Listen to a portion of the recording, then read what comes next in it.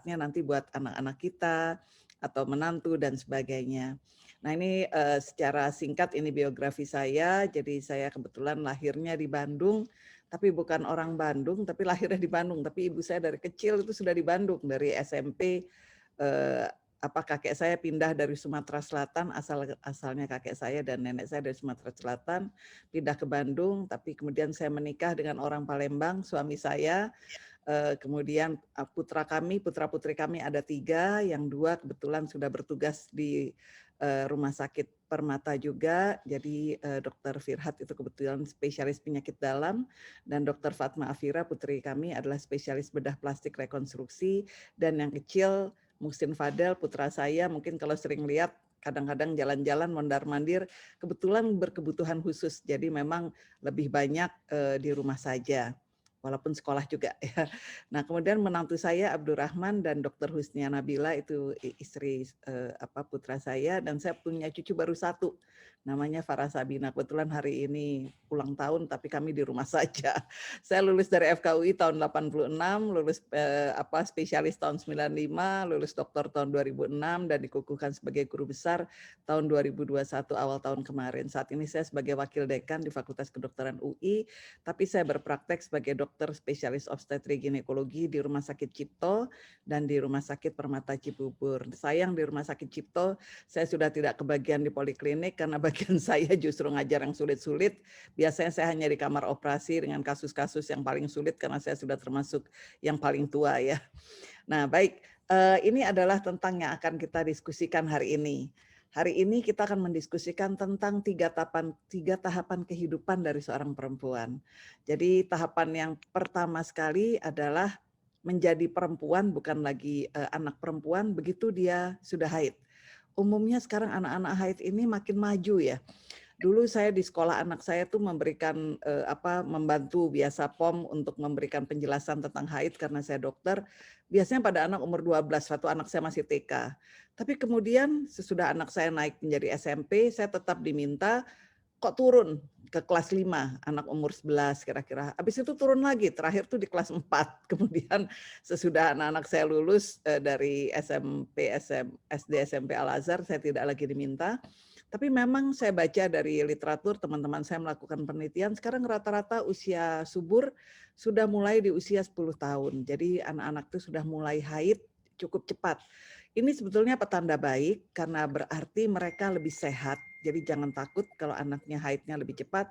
Walaupun kita masih menganggap normal kalau anak-anak ini haid pada usia 17 atau 18 tahun. Nah, usia peralihan biasanya antara usia 15, rata sekarang ada di usia 15, kadang-kadang haid mereka belum teratur. Tapi begitu mereka haid, mereka sangat berkemungkinan untuk hamil. Nah, itu yang kita harus hati-hati. Jadi haid itu menandakan bahwa mereka sudah subur. Tiap saat mereka bisa hamil, sehingga kita jangan lupa menitipkan pesan pada mereka untuk menjaga pola gaul dan sebagainya supaya tidak terjadi kehamilan yang tidak direncanakan. Nah, apa yang disebut usia perimenopause ini jangan kecil hati Bu Ibu sekalian. Saya sering datang pasien sehingga saya kadang-kadang alergi bilang bahwa ini masa perimenopause karena biasanya ibu-ibu itu kalau dibilang ibu ini adalah kondisi yang normal pada masa perimenopause, wajahnya itu langsung jadi kecut ya. Rasanya ada sesuatu yang hilang dari dirinya kalau dikatakan sudah dekat masa perimenopause. Ibu-ibu jangan khawatir. Jadi masa perimenopause itu adalah masa di mana sel telur dari seorang perempuan kan kalau dia mulai haid berarti dia mulai memproduksi sel telur.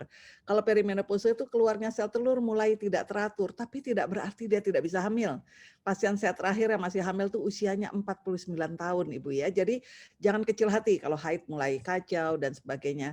Itu kadang-kadang adalah kalau semuanya baik ya, itu tanda dari masa perimenopause di mana kita mulai kurang subur, yaitu antara usia 40-50.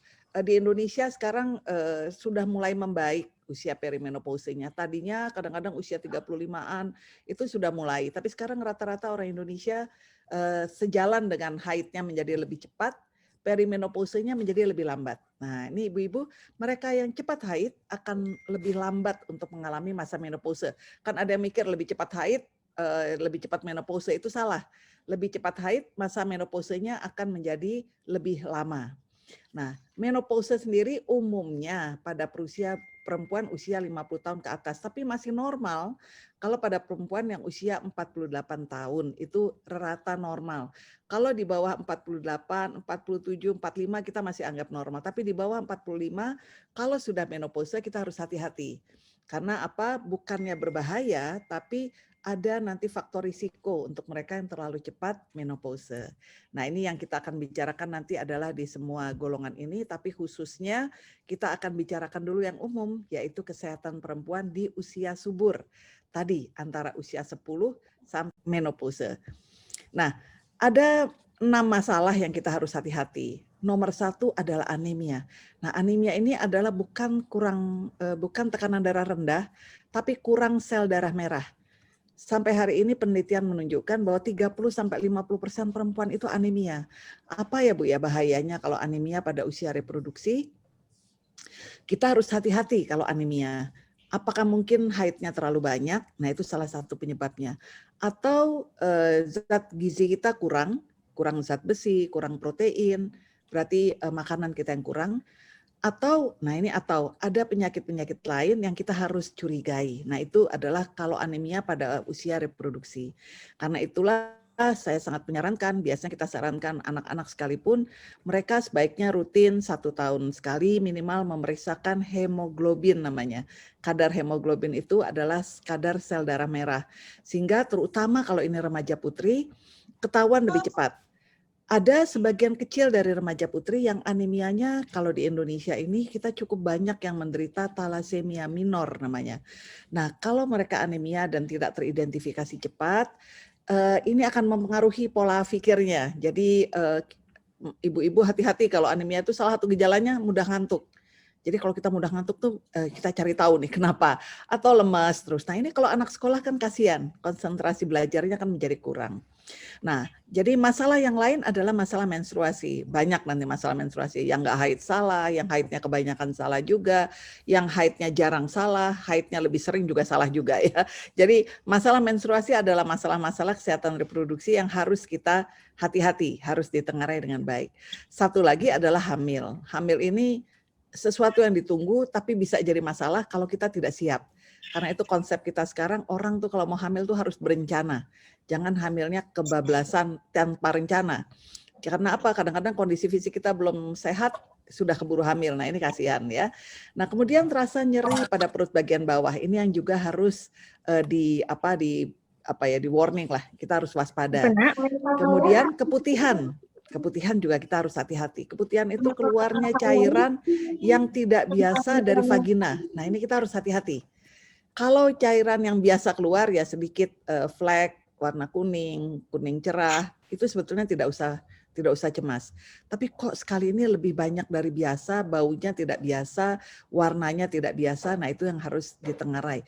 Terutama pada mereka yang sudah melakukan kontak seksual atau sudah menikah. Nah, yang terakhir adalah perencanaan keluarga. Ini nanti terkait kalau lagi tidak hamil, kita berencananya apa sih? Kalau sedang berencana tidak hamil, maka kita rencanakan dengan baik, kita menggunakan kontrasepsi apa, atau perencanaan keluarga ini juga termasuk apakah kita sudah saatnya untuk menjarangkan kehamilan. Nah, ini juga perencanaan keluarga.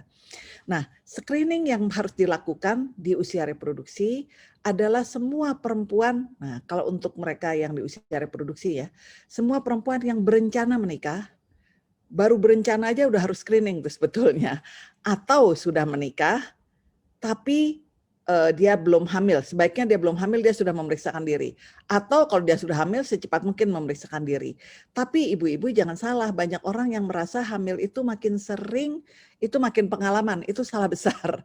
Jadi tiap kali mau berencana hamil, sebaiknya juga memeriksakan diri.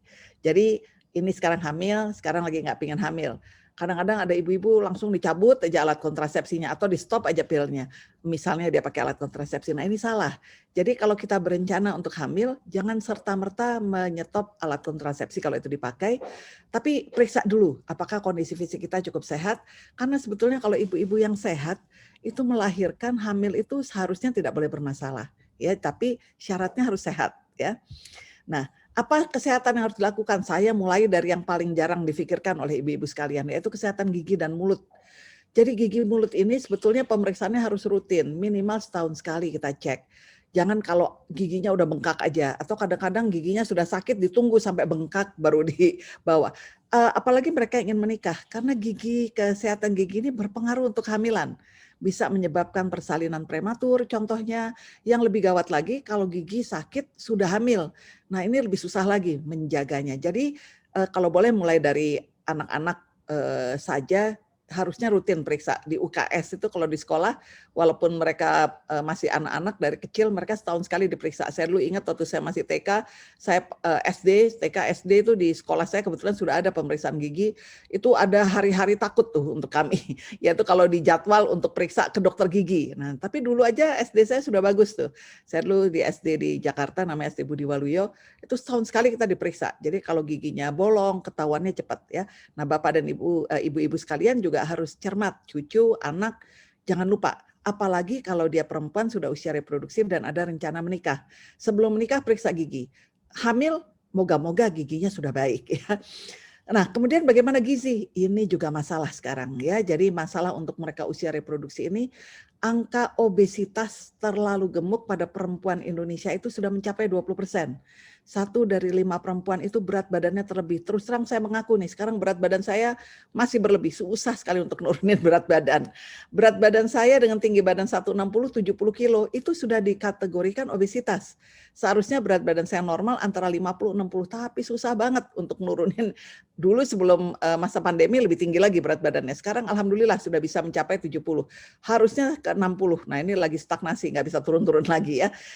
Apa yang harus dilakukan adalah pola makan dengan gizi seimbang. Saya rasa mungkin sekali-sekali nanti ada acara juga bagaimana memilih makanan yang cerdas untuk keluarga. Nah itu mungkin satu pola yang kita harus belajar. Nah berat badan itu harus diperiksa sendiri. Kalau boleh tiap pagi kalau untuk mereka yang sudah menikah.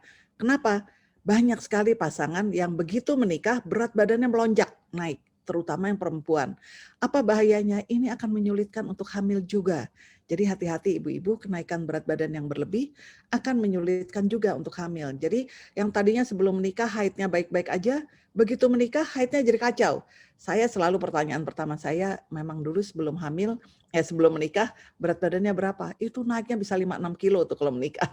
Jadi hati-hati ibu-ibu sekalian, ingatkan menantu, anak, saudara, kalau habis menikah, sebelum menikah kan rajin tuh biasanya melangsingkan badan. Sebelum menikah berat badannya kemudian melonjak. Nah ini bahaya. Apalagi kalau hamil. Nah, hamil itu juga akan menjadi bermasalah kalau dalam kondisi berat badan berlebih. Karena komplikasi-komplikasi kehamilan itu akan muncul ya. Jadi berat badan yang seimbang kalau untuk yang usia reproduksi lanjut yang tidak ingin hamil juga bisa menghindarkan penyakit kronik dan degeneratif termasuk diantaranya diabetes mellitus, hipertensi, termasuk sakit-sakit lutut, sakit pinggang. Itu semuanya bisa diakibatkan karena berat badan kita yang tidak kita jaga dengan baik ya. Nah, ini adalah pemeriksaan kesehatan yang dilakukan oleh dokter pada awal. Untuk mereka yang melakukan pemeriksaan kesehatan, jangan kesal kalau dokter nanyanya banyak ya.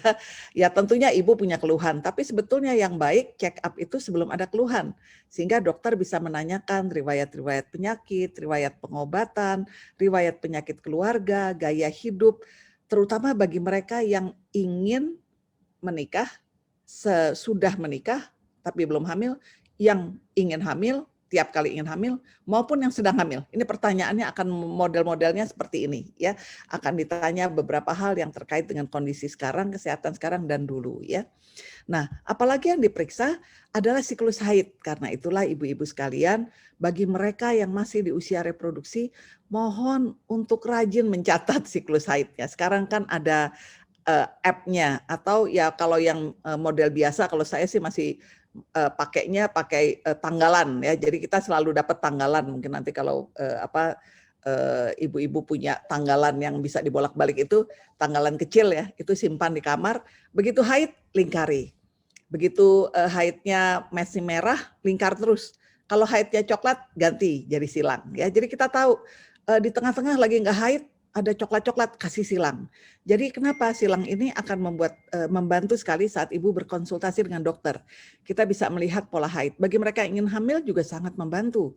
Jadi yang dihitung sebagai hari pertama haid terakhir itu adalah hari pertama kalau haid itu warnanya merah, itu yang kita hitung. Nah, ada namanya durasi menstruasi, panjangnya, lamanya haid. Ada yang disebut siklus. Siklus itu keberulangan haid. Jadi jarak antara hari pertama haid dengan hari pertama haid yang berikutnya itu siklus. Kalau durasi itu lamanya, 5 hari kah yang merah, 6 hari yang merah, 3 hari kemudian flagnya, itu yang biasanya ditanya. Jadi jangan lupa dicatat ibu-ibu sekalian ya. Kemudian riwayat kehamilan tentunya, riwayat kontrasepsi ini juga selalu ditanya oleh dokter. Kemudian riwayat penyakit ginekologi, apakah ibu pernah menderita tumor seperti kista. Tumor itu adalah benjolan yang jinak tapi bisa juga ganas. Kista, miom, kista biasanya bisa jinak, bisa ganas. Sebagian besar jinak. Tapi miom itu sebagian besar adalah jinak. Ada riwayat infeksi enggak? Keputihan yang gatal misalnya, nyeri perut dan sebagainya. Dan jangan lupa adalah masalah payudara. Payudara ini termasuk pemeriksaan yang juga rutin diperiksa dan payudara sangat bergantung. Nah, ini hati-hati ibu-ibu yang punya turunan. Mungkin dulu Dr. Farida sudah pernah memberikan diskusi tentang ini, bahwa gaya hidup tuh mempengaruhi risiko kita untuk kena kanker payudara. Jadi jangan lupa bahwa berat badan berlebih selain mengganggu lutut dan mengganggu pinggang, tapi juga meningkatkan risiko untuk kanker payudara. Apalagi kalau ada riwayat di keluarga. Gaya hidup yang lain adalah kebiasaan makan makanan yang berlemak, goreng-gorengan, apalagi merokok, atau kalau suami bapak kebetulan merokok. Nah ini hati-hati ya. Nah ini yang tadi saya sebutkan, pemeriksaan berat badan, tinggi badan, ini akan mendapatkan nilai yang namanya indeks massa tubuh. Itu yang menyatakan kita obes atau tidak. Bagusnya sih kalau kita sebuah tiap pagi, kita melakukan pemeriksaan pakai timbangan sendiri. Minimal seminggu sekali misalnya ya. Sehingga kita alert, jangan sampai kebablasan tiba-tiba berat badan udah naik 10 kilo ya. Tapi setiap ke dokter pun dokter akan periksa. Apalagi yang sebaiknya kita punya di rumah namanya alat pemeriksaan tekanan darah. Tapi sebaiknya ditera Bu, ibu biasa periksa di rumah berapa, sekali-kalinya ke dokter disamakan. Apakah alat ibu dengan alat yang ada di dokter sama ya. Bahaya kalau tensi kita sudah mulai di atas 120 dan tensi yang di bawah ini di atas 80. Nah ini adalah tanda-tanda tidak benar, tapi sekali lagi tentunya kita harus lakukan pemeriksaan sesuai usia ya. Tapi warningnya kalau tensi kita di atas 120 dan bawahnya di atas 80. Nah ini 2 alat yang kita harapkan ibu-ibu punya di rumah, alat pengukur berat badan, kalau tinggi badan kan sekali aja cukup ya, sama alat pemeriksaan tekanan darah, kalau boleh kita punya. Nah ini adalah kurva yang nanti hasil slide ini boleh dibagi ke ibu-ibu sekalian. Ini kurva mudah untuk melihat berat badan dan tinggi badan kita. Contohnya, tadi saya sudah bilang nih, tinggi badan saya 160. Sekarang berat badan saya 70. Ini sudah kategori berat badan berlebih. BMI-nya di atas 25-30. Sudah fatal atau sudah sangat berbahaya dan ibu perlu ke dokter, itu kalau berat badan saya nih, kalau saya di atas 75, berarti saya sudah termasuk obes.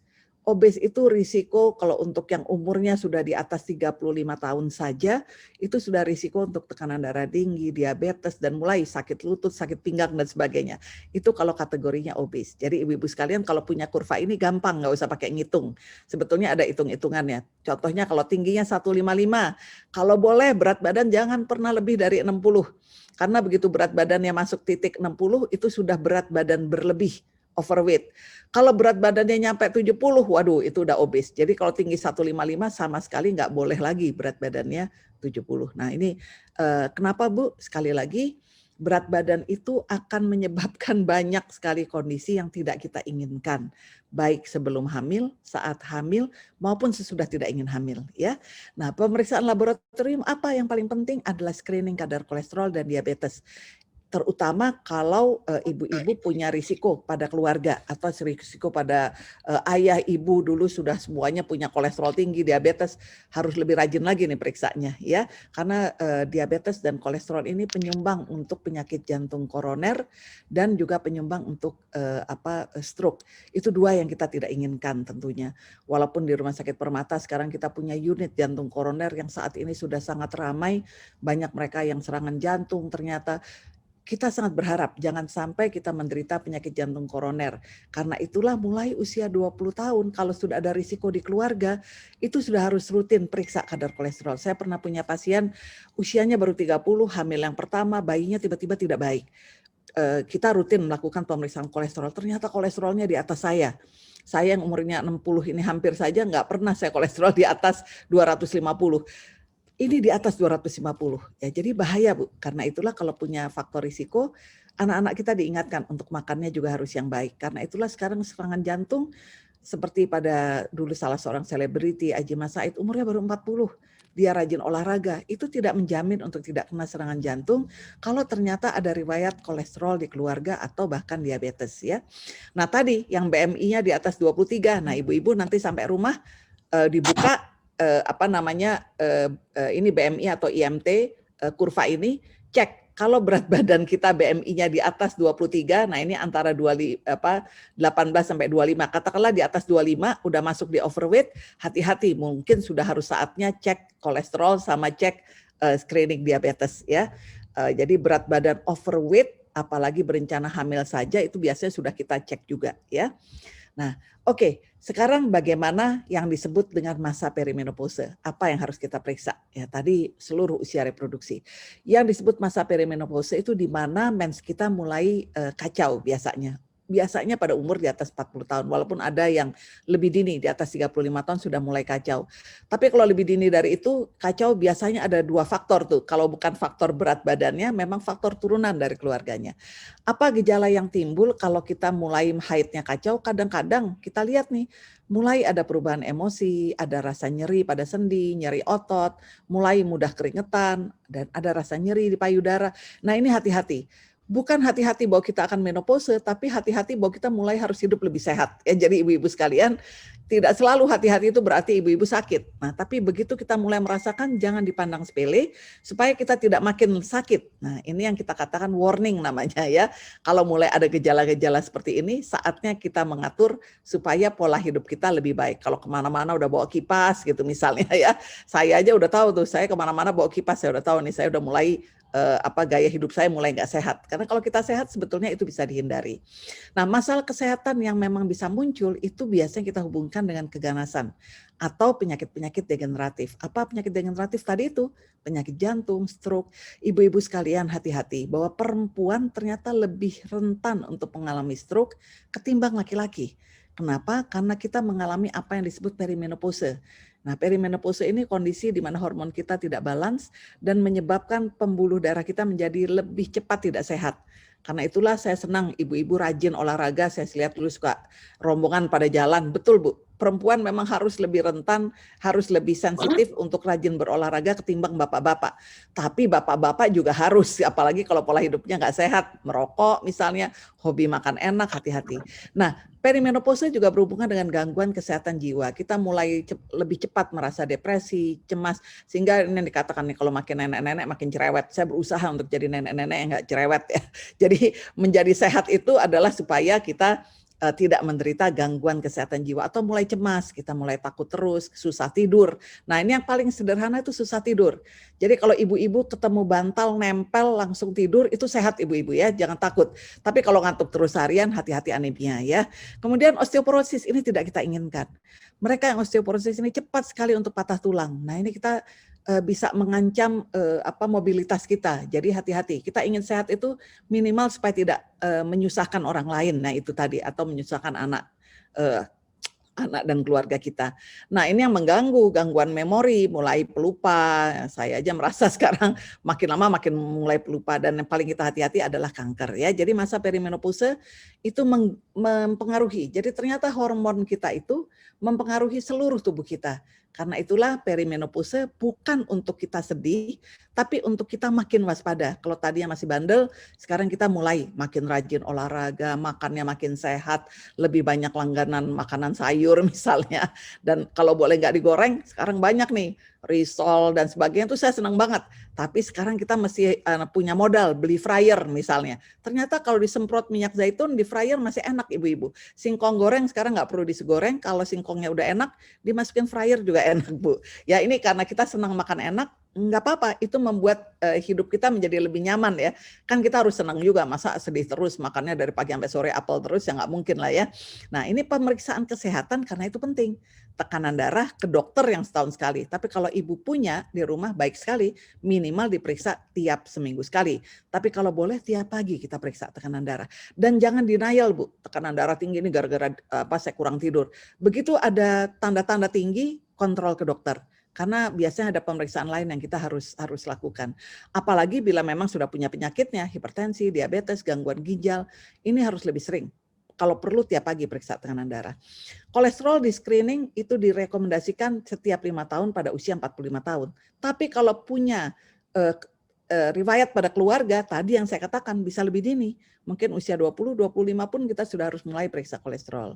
Apalagi kalau punya penyakit tertentu, harus lebih sering ya. Diabetes begitu juga, baru perlu 44 tahun ke atas, tahun sekali. Tapi kalau punya riwayat di keluarga, terpaksa kita lakukan lebih dini, lebih awal ya. Kenapa? Diabetes bisa juga menyebabkan tekanan darah tinggi, gangguan ginjal. Tapi BMI yang di atas 23 atau 25 katakanlah tadi, itu juga merupakan faktor risiko diabetes ya. Jadi sekarang pemeriksaan diabetes ini sudah mudah sekali, banyak laboratorium apalagi rumah sakit bisa melakukan.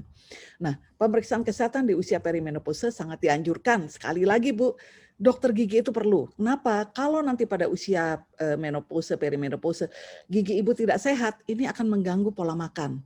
Saya sendiri sedih karena saya punya ibu mertua yang giginya sudah ya mungkin zaman dulu mungkin tidak dirawat dengan baik ya, sehingga makan yang agak keras sedikit sulit, makan ini sedikit ngilu. Nah ini mengganggu pencernaan kita Bu. Jadi kalau makanan tidak bisa dikunyah dengan baik, munculnya pencernaan kita terganggu, jadinya mudah merasa sakit mah dan sebagainya. Ini berhubungan, karena itu saya taruh paling depan Bu, periksakan gigi ibu secara teratur. Kalau masuk masa perimenopause apalagi, tadi saya udah bilang sebetulnya dari masa anak-anak juga harus diperiksa setahun sekali. Tapi mumpung sekarang masih masa perimenopause, kalau yang masih masa perimenopause ingat, sudah mulai harus 6 bulan sekali, ya gigi harus diperiksa. Mata juga harus diperiksa. Ibu, mata kita tidak baik, itu bisa dicegah untuk menjadi lebih buruk kalau ibu deteksinya lebih dini. Katarak itu bisa dicegah untuk memburuk kalau diperiksaan lebih dini. Jangan tunggu, karena kita bilang mata itu the window to the world. Kita nggak bisa lihat dunia kita. Udahlah perimenopause, kita mulai stres, makin stres kalau kita nggak bisa lihat dunia kita ini dengan baik, apalagi kalau tidak bisa melihat sama sekali ya. Apalagi kalau punya diagnosis, jangan lupa Bu, mata dicek tiap tahun, perubahan visus, kabur dan sebagainya harus diperiksakan. Begitu juga kulit. Nah, sekarang mulai nih masuk usia perimenopause 40-an, kita mulai sensitif, tadi kita udah ngobrol di awal ya. Ada bercak di kulit yang makin lama makin besar. Ada tonjolan di kulit yang makin lama makin besar. Nah, itu harus hati-hati. Kenapa? Karena kulit pun berisiko untuk terjadinya kanker ya. Jadi paling kurang kita periksakan, kita pastikan dokter memastikan bahwa ini nggak apa-apa Bu. Tidak seluruhnya semua kelainan kulit itu harus diobati, muka harus mengkilap semuanya gitu ya, enggak juga. Tapi paling kurang ke dokter itu memastikan ini bahaya atau tidak ya. Apalagi kalau ada keluarga yang mempunyai kanker ya, itu juga harus lebih hati-hati. Jadi gigi, gigi, mata dan kulit itu 3 hal yang kita juga selain berat badan itu yang rutin harus dilakukan di usia perimenopause. Nah, untuk yang khas untuk kesehatan reproduksi nomor 1 adalah kanker payudara. Ini kanker terbanyak di Indonesia. Sebetulnya yang paling sederhana periksa sendiri Bu, namanya periksa payudara sendiri.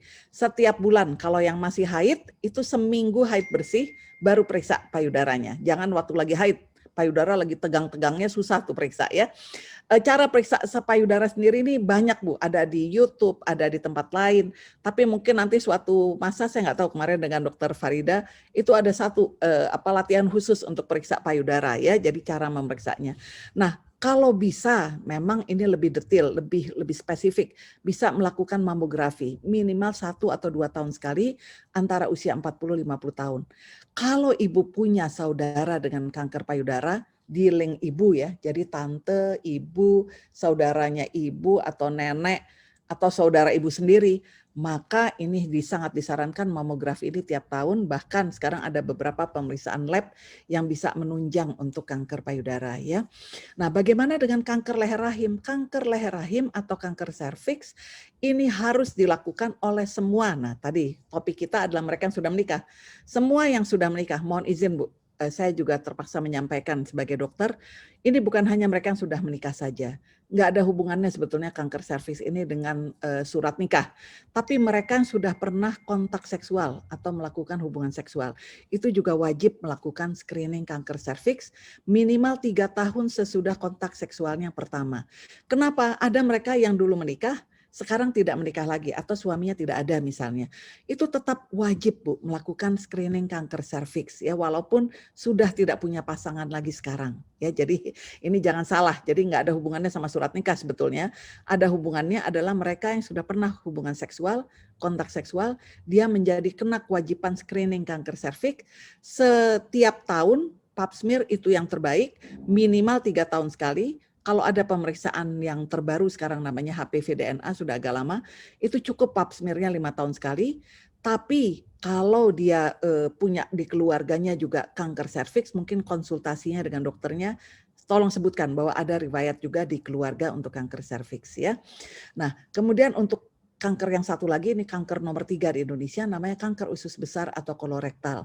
Nah ini hati-hati Bu, saya baru kehilangan teman saya, adik kelas saya sebetulnya, usianya baru 40-an, dia dokter bedah plastik, mungkin kalau ada yang kenal, ini kena kankernya kolorektal. Ketahuannya pun karena dia baru habis melahirkan pada usia 40, dia masih melahirkan, dan dia menderita gangguan lambung, gangguan perut waktu itu habis melahirkan. Ternyata ini kanker kolorektal, tapi sudah lanjut.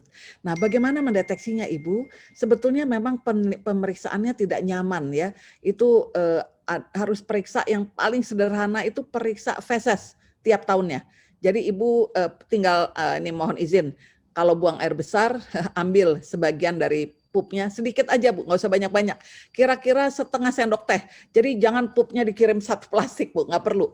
Setengah sendok teh kira-kira, masukkan di plastik yang bersih, kemudian kirim ke laboratorium setahun sekali. Itu adalah salah satu cara yang paling lumayan bisa mendeteksi untuk kanker kolorektal ini. Ya, apalagi kalau Ibu ada riwayat sering buang air besar, diare yang tidak jelas. Nah, ini harus lebih dini dilakukan pemeriksaan pupnya atau fesesnya ya. Nah, ini adalah pemeriksaan di masa perimenopause. Tadi saya sudah katakan mamografi kalau bisa sadari tiap bulan, kemudian periksa IVA dan pap smear. IVA itu yang lebih sederhana, puskesmas sekarang gratis periksa IVA. Kalau pap smear bagaimanapun masih harus membayar, padahal tidak juga terlalu mahal. Kemudian screening tekanan darah untuk diabetes dan juga berat badan harus selalu dicek ya. Nah, USG ini biasanya kalau memang ada hal-hal tertentu, dokter akan menyarankan pemeriksaan USG. Kalau bagi yang belum pernah hubungan seksual, nona misalnya belum menikah, biasanya kita lakukan abdominal. Tapi kalau untuk pemeriksaan rahim, indung telur yang paling sensitif bagi yang sudah pernah hubungan seksual atau menikah adalah memasukkan perutnya ke dalam vagina, yaitu namanya transvaginal. Pada kondisi ini bahkan miom, kista yang ukurannya kurang dari 1 cm kita bisa lihat dengan jelas kalau pemeriksaannya transvaginal. Ibu-ibu tidak usah takut untuk pemeriksaan transvaginal, banyak yang merasa ngeri.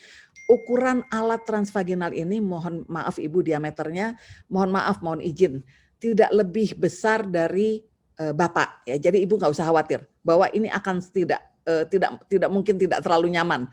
Kurang nyaman tapi sebetulnya tidak akan mencederai karena banyak yang takut sekali Bu. Padahal kita sangat perlu untuk pemeriksaan transvaginal ini, apalagi kalau Ibu agak gemuk. Akan sulit kita menilai dengan pemeriksaan abdomen. Kita paling baik memeriksanya dengan transvaginal. Termasuk pada pemeriksaan awal kehamilan, tidak ada bahayanya pemeriksaan transvaginal, sama seperti tidak bahaya untuk melakukan hubungan seksual, walaupun hamil itu masih hamil muda Bu. Tidak bahaya sebetulnya, asal dilakukan dengan cara yang benar ya, dengan cara yang tidak aneh-aneh lah katakan ya. Nah, ini usia menopause sekarang. Saya kasih gambar membuat Ibu semangat ya. Ini adalah perempuan-perempuan usia menopause yang usianya saat ini sudah di atas 50, tapi tetap tampil baik. Bahkan apa namanya, Widyawati ini umurnya udah di atas 60. Bahkan Dewi Soekarno ini umurnya udah 80 katanya, 70 apa 80 ya. Sedangkan Dewi Yull yang usianya juga 50-an. Yang disebut menopause itu bukannya begitu nggak haid langsung menopause, tapi tidak haid 12 bulan berturut-turut, itu baru kategori itu kita sebut menopause. Kalau masih haidnya kadang ada, kadang tidak, itu masih perimenopause ya. Nah, menopause ini hanya menunjukkan bahwa ibu tidak mungkin hamil. Tapi bukan berarti langsung nggak sehat, enggak Bu. Ya, menopause itu tidak berarti langsung tidak sehat. Sekarang saya sudah mungkin lebih dari 5 tahun menopause ya, tetapi tidak berarti seperti itu. Tidak berarti tidak bisa hubungan seksual apalagi. Tidak berarti tidak menarik, sama sekali tidak ya. Jadi harus semangat Bu, masuklah usia menopause dengan semangat ya. Nah tentunya kita harus waspada, karena di usia menopause 5 kanker terbanyak tadi, 3 kanker terbanyak lagi akan ditambah dengan kanker paru dan kanker endometrium menjadi lebih banyak. Karena itu kita harus lebih hati-hati. Yang 3 saya sudah cerita, kanker endometrium ini gejalanya adalah haid yang sering banget atau nggak berhenti-berhenti. Tapi belum tentu itu kanker endometrium, tapi ibu nggak boleh menafikan, apalagi kalau udah 1 tahun nggak haid, tiba-tiba keluar darah, itu harus segera periksa. Karena kanker endometrium pun kalau masa awal itu masih bisa ditangani dengan baik. Yang agak sulit memang kanker paru, karena itu saya katakan satu-satunya cara adalah dengan melakukan gaya hidup sehat. Kalau kita masuk, ya kalau boleh dari muda ya, menjauhi paparan asap rokok, dan yang terutama nih asap rokok ini menjadi masalah. Itu kalau boleh kita jauhi, apalagi kalau masuk usia perimenopause ya. Jadi kalau Bapak masih merokok, tolong di luar rumah kalau misalnya ada ibu di rumah gitu ya. Jadi ini mohon izin buat ibu-ibu yang bapaknya masih merokok mungkin untuk saling menjaga. Nah, pemeriksaan kesehatannya hampir sama seperti tadi, tapi tekanan darah menjadi lebih cepat diperiksa. Kalau bisa sih tadi saya selalu menyarankan tiap pagi diperiksa kalau udah usia menopause. Kolesterol juga sama dengan perimenopause kalau mungkin lebih sering, dan begitu juga pemeriksaan screening diabetes sama seperti perimenopause harus lebih sering ya. Tadi selalu gigi, mulut, mata, kulit sama. Ini juga harus dilakukan sama seperti perimenopause ya. Nah, hal-hal yang khusus sebetulnya tidak ada. Pap smear yang menyenangkan kalau umur ibu sudah 65 tahun dan hasil pap smear terakhir 3 kali berturut-turut dalam 10 tahun terakhir negatif, boleh stop Bu. Ibu boleh nggak perlu lagi screening pap smear. Nah ini kan ada berita menyenangkannya bahwa ibu nggak perlu lagi pemeriksaan pap smear, karena pemeriksaan pap smear kan nggak enak, harus duduk di meja yang nggak enak itu dan kemudian diperiksa ya Bu ya. Nah tapi kanker usus besar tetap harus. Jadi ini pemeriksaan feses yang tadi saya katakan sebaiknya tetap setahun sekali. Tapi yang hal-hal khusus itu biarkan dokter yang memutuskan perlu atau tidaknya ya Bu ya. Nah untuk kanker paru, ini tadi sebetulnya yang paling baik mencegah ya Bu ya, jangan merokok, kalau masih pun merokok ya moga-moga bisa berhenti. Dan kalau perlu memang sekarang bisa dilakukan pemeriksaan CT untuk melakukan pemeriksaan parunya. Untuk pemeriksaan kanker endometrium sayangnya belum ada alat khusus Bu. Tapi mungkin tadi sensitif saja kalau ada perdarahan, segeralah untuk memeriksakan diri ke rumah sakit kalau ibu memang sudah berhenti haid ya. Nah, screening yang juga perlu namanya osteoporosis. Kalau boleh untuk orang Indonesia sudah mulai dari usia 50. Screening yang paling awal, yang paling mudah adalah dengan memeriksa kadar vitamin D3. Nah, ini bisa di laboratorium. Tapi yang lain adalah dengan memeriksa tes kepadatan tulang atau bone density test. Nah, ini bisa dengan ultrasonografi. Yang dilihat itu kulit, Bu. Jadi sebetulnya tulang kita itu tergambar dengan kulit kita. Kalau kulit kita masih kenyal, keriputnya tidak banyak, tulang kita moga-moga masih cukup baik. Tapi kalau kulit kita mulai keriputnya banyak, mulai kering, dan mulai kurang kenyal, hati-hati. Tulang kita pun mulai keropos biasanya. Nah, karena itu hati-hati ya. Nah, ini adalah pemeriksaan bone scan, low CT, dan pemeriksaan kolonoskopi yang bisa dilakukan pada masa menopause. Nah, saya rasa secara ringkas, saya lebih ingin nanti akan lebih banyak pertanyaan yang muncul, kita diskusi. Saya akhiri dulu apa yang akan saya sampaikan, saya kembalikan kepada moderator. Terima kasih. Iya, terima kasih Dr. Ovi. Padat sekali dan sangat bermanfaat buat kita semua, Dok. Terima kasih. Ini udah ada beberapa pertanyaan nih, saya udah terima sebentar ya. Oke, saya bacakan. tolong. Pertama dari Mbak Rati. Jika belum memasuki usia 40 tahun, tetapi memiliki riwayat saudara dengan tumor payudara dan kista, apakah perlu melakukan mamografi setiap tahun, Prof? Oke, baik. Terima kasih. Saya langsung jawab ya. Tidak bukan mamografi yang perlu dilakukan, tapi berkonsultasi dengan dokter. Karena itu nanti bisa dilihat utuh ibu itu punya faktor risiko apa lagi selain dari link pada saudara. Misalnya apakah berat badannya berlebih, apakah ada faktor-faktor yang mendukung. Dokter yang nanti akan membantu Bu, perlu atau tidaknya mamografi. Jadi memang saat ini mamografi kita lakukan sudah usia 40. Kenapa? Karena pada usia reproduksi, pada usia apalagi 30, 35 itu payudara kita masih padat sekali. Karena padat itu kalau mamografi bagi yang pernah mamografi itu lumayan Bu, lumayan menyulitkan ya. Kenapa? Karena untuk mamografi itu kan payudara harus direkatkan satu sama lain, dipadatkan, dan ini kayak membuat waffle gitu. Lumayan nyeri ya, jadi lumayan tidak nyaman. Nah, jadi dokter nanti akan melihat kalau risiko memang betul-betul besar, dia akan melakukan pemeriksaan yang lain, misalnya ultrasonografi atau scan, mungkin begitu. Jadi silakan yang punya link di keluarganya berkonsultasi. Kalau perlu sama-sama, saya dulu punya pasien lucu juga, bertiga saudara, ibu mereka meninggal karena kanker payudara. Datangnya bertiga, yang lucu itu karena datangnya bertiga. Dok, kami baru belajar, kita tahu bahwa kami bertiga risiko. Oke. Jadi nanti biasanya kita lihat risiko masing-masing kan beda-beda. Yang satu kurus, yang satu gemuk. Yang gemuk lebih berisiko tentunya. Kita nanti akan memilihkan pemeriksaan apa yang cocok untuk mereka yang punya risiko kanker payudara ini. Mungkin gitu. Oke, baik. Terima kasih. Ini kemudian ada pertanyaan berikutnya dari Mbak Raina. Apakah vaksin HPV sebaiknya dilakukan atau tidak? Saya sudah pap smear dan hasilnya baik. Baik. Nah, vaksin HPV sebetulnya hal yang sangat baik. Tapi memang kalau sesudah usia 45 tahun, manfaatnya menjadi sangat kecil. Sehingga ini sangat disarankan pada yang mereka belum berusia 45 tahun. Bahkan saat ini di seluruh dunia itu diterima bahwa ini menjadi vaksin untuk anak. Jadi pada anak yang berusia antara 9 sampai 12 tahun.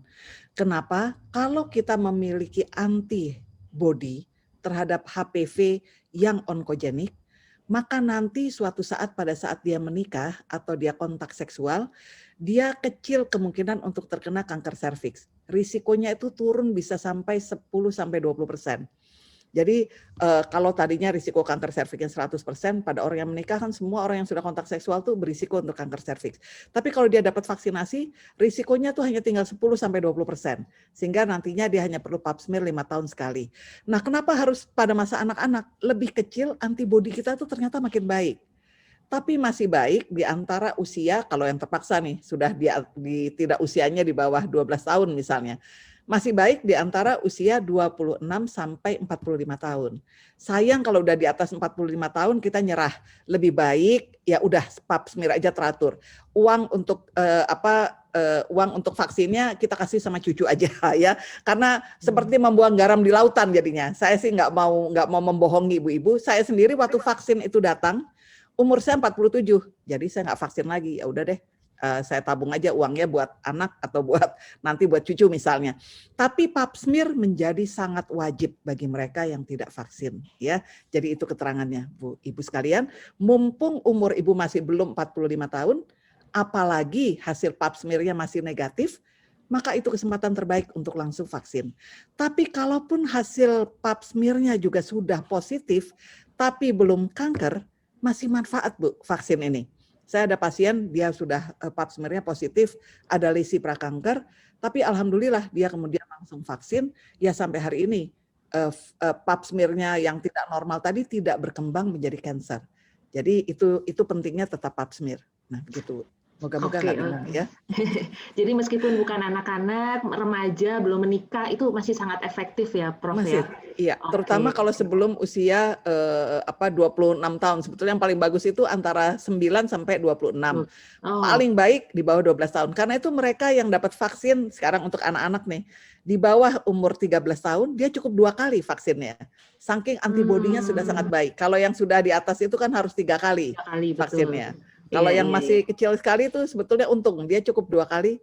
Dan sekali vaksin untuk kanker serviks ini, vaksin ini bertahan seumur hidup, minimal 30 tahun. Minimal 30 tahun. Oke, baik Prof.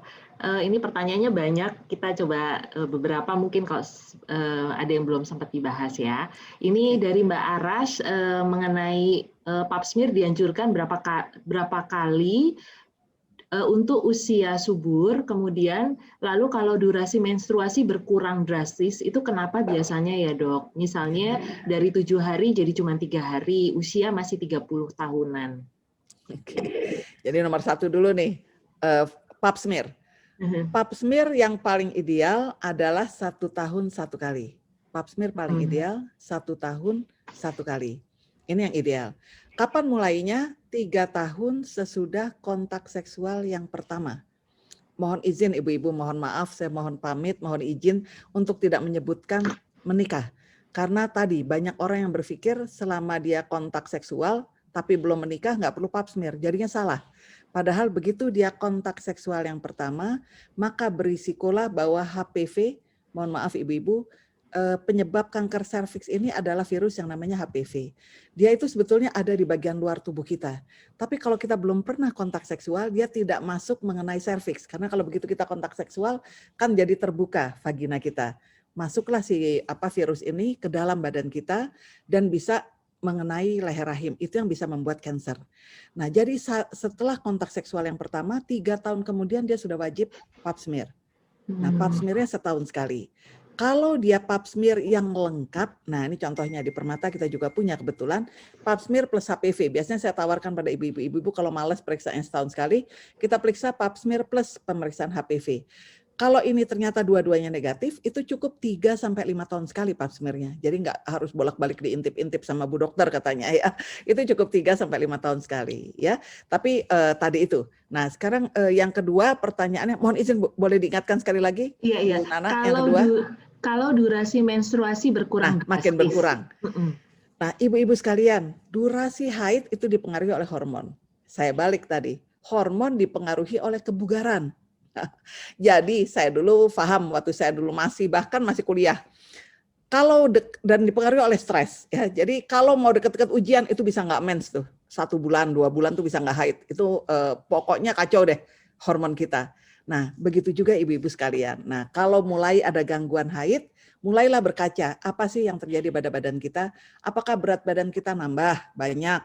Apakah kita kurang olahraga? Nah, karena itu makin umur kita harus makin rajin menjaga yang tadi yang saya sebutkan, olahraga sama makanan. Ya, jadi tidak usah khawatir. Sebetulnya haid yang makin sedikit enggak bahaya. Bahayanya apa? Berarti itu menunjukkan bahwa kebugaran kita mulai terganggu. Nah, itu yang kita harus tengarai, gitu ya.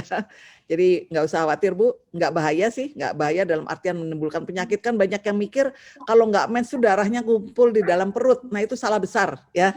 Orang nggak haid itu bukan darahnya mengumpul di dalam perut, tapi memang haidnya tidak diproduksi. Kenapa haidnya tidak diproduksi? Karena hormon kita kurang balance. Kenapa hormonnya nggak balance? Tadi, karena mungkin kondisi fisik kita mulai turun. Kalau bagi yang umurnya makin tua kan wajar kondisi fisiknya turun. Tapi kalau masih umur ibu 30-an, mulai berkaca nih, apa masalahnya.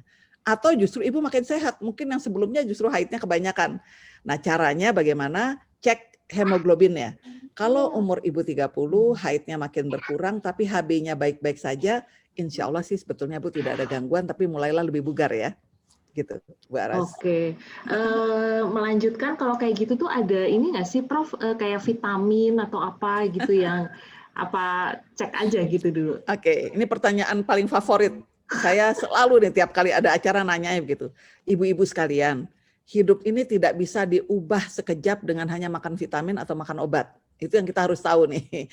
Hidup kita tidak bisa berubah sekejap tanpa usaha ya. Jadi, nah balik-balik lagi. Betul, baik mengkonsumsi vitamin. Bagus tuh. Apalagi vitamin A, vitamin C, vitamin E. Nggak usah tinggi-tinggi jumlahnya. Jumlah sedang aja. Kenapa kita tahu bahwa makanan kita kan nggak selalu baik ya. Sehari-hari, kadang-kadang saya seharian tuh cuman yang selera tuh makannya somai. Tapi nggak makan sayur sama sekali, nggak makan buah gitu misalnya. Somai itu bagus karena dia ada karbohidratnya, ada proteinnya. Tapi kalau tanpa sayur dan buah, vitamin C kita kan nggak masuk. Nah, jadi ACE itu termasuk vitamin yang rutin harusnya dikonsumsi. Vitamin apa lagi? Kita ini punya matahari berlimpah, Bu. Namanya vitamin D3. tapi harus dapatnya itu berjemur minimal setengah jam antara jam 9 sampai jam 10. Nah ini saya nggak tiap kali bisa, kadang-kadang kalau lagi ngantor lupa, tiba-tiba udah jam 12. Jam 12 masih bisa Bu, tapi jangan lama-lama, 5 menit aja kalau jam 12. Itu dapat juga vitamin D3, tapi syaratnya buka semua tuh kerudung, jadi di belakang rumah atau di pinggiran atau di mana lah, di dekat kamar, jangan di depan rumah Bu, kalau di depan rumah nanti ditontonin orang kalau kerudungnya dibuka ya. Nah itu vitamin D3, tapi ternyata nggak cukup juga, ternyata dari penelitian kita perlu tambahan vitamin D3. Berapa banyak yang harus kita tambah, itulah kita perlu screening, cek kadar D3 kita di laboratorium. Nah jadi vitamin tidak bisa menggantikan kebugaran.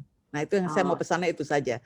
Vitamin perlu, tapi kalau Ibu berharap dengan makan vitamin kemudian jadi sehat, enggak juga Bu, enggak bisa juga. Iya, noted. Paling nggak membantu ya Prof ya. Iya betul. Oke.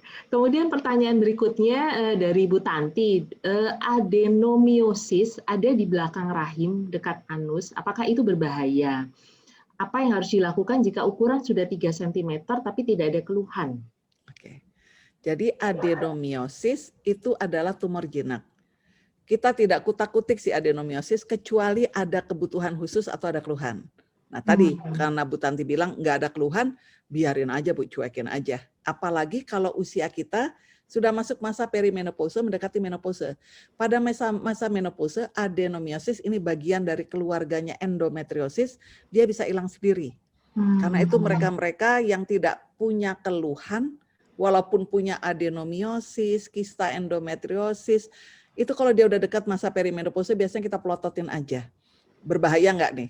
Mengganggu nggak nih? Kalau nggak mengganggu, kita bersyukur nanti kalau masuk masa-masa menopause, dia akan mengecil sendiri Bu. Nah yang gawat ini memang usianya masih 25 tahun, 30 tahun, sedang ingin punya anak. Nah ini memang jadi masalah nih, si adenomiosis sama kista-kista ini. Begitu. Oke. Noted, Prof. Kemudian pertanyaan berikutnya dari Bu Rina Ato, apakah penyebab utama perianal abses dan apakah berbahaya? Nah, perianal abses ini penyebabnya sebetulnya macam-macam Bu, banyak. Jadi nomor satu yang harus dilakukan dokter adalah dia harus periksa dulu. Dia harus cari tahu dulu perianal abses ini faktor risikonya apa. Karena dia bisa berasal dari usus, bisa berasal memang cuma dari kulit, bisa berasal dari faktor-faktor lain. Jadi sebelum kita periksa, sayangnya saya nggak bisa jawab Bu. Jadi lebih baik kalau ini periksa dan nanti tanya sama dokter, dok yang saya punya ini yang mana faktor risikonya? Karena tadi faktor risikonya banyak, macam-macam gitu ya. Oke, baik Prof. Jadi nanti cek dulu ya Bu Rina. Iya. Kalau perianal abses itu harus cek Bu Rina. Oke. Kemudian pertanyaan berikutnya dari Bu Evi Novita. Untuk pemeriksaan risiko kanker usus, untuk pemeriksaan lab pada feses, parameternya namanya apa? Atau pemeriksaan apa saja yang perlu dilakukan? Oke. Cukup kirim saja fesesnya, minta pemeriksaan untuk rutin feses. Nanti keluar sendiri itu. Di antara pemeriksaan rutin feses itu adalah mendeteksi adanya darah di dalam fesesnya. Jadi ini yang kita bilang occult blood analysis dari feses. Tapi biasanya Bu kalau ke lab-lab laboratorium mereka mengerti itu. Ibu datang bawa feses terus saya mau cek screening untuk nggak usah ke dokter nggak apa-apa Bu. Jadi screening untuk kolesterol, screening untuk hemoglobin, screening untuk gula darah, itu nggak perlu pakai pengantar dokter sebetulnya. Ibu bisa datang ke laboratorium manapun, termasuk screening feses dan urin kencing kita. Itu untuk mendeteksi juga diabetes. Itu tidak perlu ibu harus minta pengantar dokter. Nanti ibu konsultasi saja. Biasanya laboran yang baik mereka mengerti. Contohnya nih, kalau di rumah sakit mereka punya laboran biasanya yang bisa membantu ibu untuk diskusi. Saya inginnya periksa ini, oh boleh. Atau di laboratorium Paramita, Prodia, itu biasanya mereka mengerti Bu. Jadi jangan terkendala karena takut ke rumah sakit, nggak periksa. Tadi yang saya sebutkan, bisa periksa Bu sendiri. Langsung aja, cus pergi ke laboratorium. Tapi jangan lupa pakai masker, tetap aja ke laboratorium. Harus pakai masker, harus pakai face shield kalau bisa ya. Silakan. Oke, baik Prof. Kemudian ini dari Mbak Wulan, bagaimana jika miom sudah membesar tiap tahun periksa dan sampai sekarang sudah 4,2 cm? Nah sekali lagi Bu, tumor-tumor jinak miom, kista, itu kalau nggak menimbulkan gangguan, nggak dikutak-kutik juga nggak apa-apa. Apa gangguannya miom? Barangkali haidnya jadi banyak banget, ibunya jadi anemia misalnya, terpaksa transfusi, nah itu baru kita kutak-kutik tuh miomnya. Kita kasih obat supaya miomnya tidur atau supaya ibunya tidak haid gitu misalnya. Tapi sekali lagi tidak perlu terlalu khawatir kalau kan usia ibu masih usia reproduksi. Usia reproduksi itu emang miom akan cenderung membesar. Tapi ada rahasianya nih, miom akan lebih cepat membesar kalau ibu mengkonsumsi makanan yang banyak mengandung lemak atau kolesterol. Kenapa? Karena kolesterol ini diubah jadi hormon dan hormon inilah yang berperan dalam miom. Jadi kalau yang punya miom nih, punya kista, selalu kan kalau saya nggak pernah lupa tuh, saya nggak pernah bosan untuk menganjurkan Bu, stop deh makan daging merah. Ya pindahlah ke daging yang kolesterolnya tidak tinggi. Apa itu namanya? Satu-satunya cuma ikan Bu. Ikan itu daging yang kolesterolnya tidak tinggi. Rada bandel dikit, bolehlah turun. Dada ayam, boleh deh. Dada ayam, mau ayam buras, mau ayam kampung sama. Tapi dadanya doang, ya dok nggak enak. Ya itulah Bu, semua makanan yang nggak enak itu lemaknya dikit emang. Jadi dibalik semua makanan yang enak itu lemaknya banyak ya. Jadi ya apa boleh buat Bu. Jadi dada ayam. Oh dok saya pinginnya tahu tempe. Oh bagus Bu. Tapi bentar dulu Bu, tahu tempenya nggak boleh digoreng. Cuman boleh dipepes, dikukus. Nah jadi bagi yang punya riwayat miom, punya riwayat sama sebetulnya, darah tinggi, hipertensi, kolesterol, makanan sehat itu adalah makanan yang kadar lemaknya rendah. Nah itu yang tadi, kenapa di awal tadi kita diskusi soal pakai fryer atau apa. Banyak makanan yang sekarang bisa enak. Untungnya dunia makanan itu berkembang pesat ya. Sehingga saya sekarang makan singkong goreng nggak pernah saya goreng lagi. Masukin fryer udah mirip singkong goreng ya, asal dibumbuin, diungkep dulu dibumbuin. Ibu-ibu lebih jago. Nanti besok kalau ada yang punya singkong ungkep, saya yang pesan duluan. Saya tuh penggemar singkong soalnya ibu-ibu.